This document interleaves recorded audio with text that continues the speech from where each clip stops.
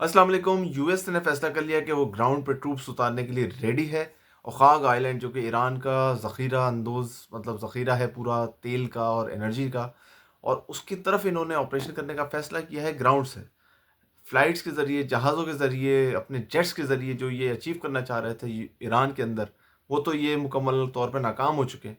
मगर अब ये फ़ैसला किया गया है कि अपने ये ट्रूप्स भेजेंगे स्ट्रेट ऑफ हॉर्मुज़ को कैप्चर करने के लिए, उसको कंट्रोल करने के लिए। और ये जो जितना भी आप देख रहे हो पीस टॉक्स और ये सब, ये कुछ नहीं कर रहे, ये टाइम बाय कर रहे हैं। ये अटैक करेंगे ईरान के ऊपर क्योंकि इन्होंने ट्रूप्स अपने तैयार कर दिए हैं। सबने रिपोर्ट कर दिया।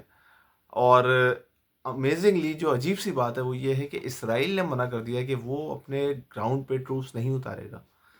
यानी कि यूएस से इसराइल की जंग लड़ रहा है और यूएसए के फ़ौजी इतने सस्ते हैं कि वो इसराइल के बिहाफ़ पे जाके मरेंगे अब जाके।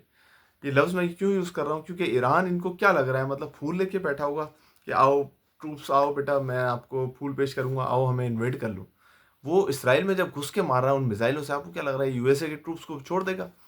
और यूएसए की क्या गलती है इसके अंदर कि यूएसए के जो नौजवान हैं, फ़ौज के लोग हैं, वो यहाँ पे आके ईरान में मरें एक इसराइल की जंग के लिए? तो यूएसए को तो खुद ही ये सवाल पूछना चाहिए। यूएसए की अवाम को खुद ही इनके खिलाफ पूछना चाहिए कि भाईजान आप हो कौन? आप क्यों हमें फ़ोर्स कर रहे हो? क्यों धकेल रहे हो ईरान की वॉर में? हमारा तो काम नहीं था इस वॉर में। ये तो वॉर इसराइल के कहने पे आपने शुरू करी जो कि आप फ़ेल हो चुके हो। अगर आप एक ईरान से स्ट्रेट ऑफ हॉर्मुज़ के ऊपर डील करने के लिए तैयार हो गए हो और आप कुछ नहीं कर पा रहे, आप समझ रहे थे ख़ामेनी की डेथ के बाद आप ओवरटेक कर जाओगे ईरान जैसी कौम पे। उन्होंने तो भाई बैकअप बना के रखा हुआ है पता नहीं कितनी पोस्टों तक का, कि जितने भी आप मारते जाओगे हम नया बंदा उस पोजीशन पे लाते जाएंगे। तो ये तो बिल्कुल ही फेल कर गए डोनाल्ड ट्रंप की पॉलिसी।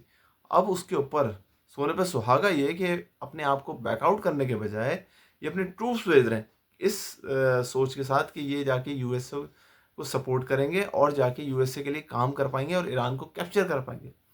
ये मेरे हिसाब से इनके लिए बहुत बड़ा ब्लंडर होगा। ये ट्रूप्स उतार देंगे। ट्रूप्स उतारने की अगर ये कोशिश भी करेंगे तो आपको क्या लग रहा है ईरान इनको छोड़ देगा, रिटेलिएट नहीं करेगा? एंड जो रीजनल प्लेयर है क्या वो चीज़ बर्दाश्त कर पाएंगे? वक्त ही बताएगा। इस पे कुछ कहना कबल अज़ वक्त होगा, मगर ये इनके लिए डेथ वारंट का इशारा है मेरी तरफ से तो, कि भाई आपने अपने लिए कब्र में खुद खो दी है ये करके कि अपने ट्रूप्स उतार रहे हो। और सक्सेसफुल हो जाएँ तो बहुत मुश्किल है वैसे तो, क्योंकि अफ़गानिस्तान में भी फ़ॉर्मूला चला है, एक हद तक चल सकता है, उसके बाद आपने निकलना ही पड़ता है। और ये बात कर रहे हैं मुसलसल एक कंट्रोल की, ये बड़ी मुश्किल सी चीज़ है, जो कि मुझे नहीं लगता यूएस इतनी आसानी से कर पाएगा। कर पाया तो एक अलग बात हो जाएगी, मगर ईरान इसको क्या होने देगा? क्या रीजनल प्लेयर्स ये होने देंगे? क्या चाइना, रशिया, नॉर्थ कोरिया ये सब बर्दाश्त कर पाएँगे? क्या रिटेलिएशन आएगा यूएस के खिलाफ? ये देखने वाली बात है, क्योंकि मिडल ईस्ट के जो मुल्क हैं जो कि ड्रोन अटैक्स खा रहे हैं, ईरान उन पे अटैक कर रहा है, वो तो ऑब्वियसली इसको सपोर्ट कर रहे होंगे।